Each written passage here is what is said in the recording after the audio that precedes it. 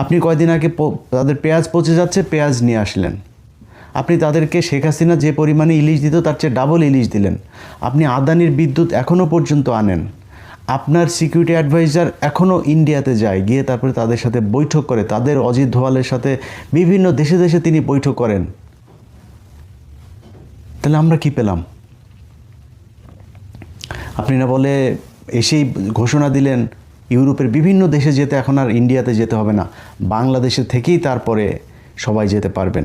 সেটা বলার পর থেকে কি হয়েছে, সেটা তো আপনি বাংলাদেশে আনেননি। এখন যারা তাদের তো যেতে হয়, বাংলাদেশের মানুষকে তো ভিসা তো নিতে হবে, এখন ওদের জন্য যেতে হয় ইন্ডিয়াতে। গেলে একজনকে 5 দিন বসায় রাখে, একজনকে 10 দিন বসায় রাখে। বসে থাকলে তো তার লাভ, এখানে আপনি বসে বসে খাচ্ছেন, ডলার ভাঙছেন, আর মাঝে মধ্যে আবার চলে যান, আবার এত তারিখে আসবেন। এগুলো করা হচ্ছে।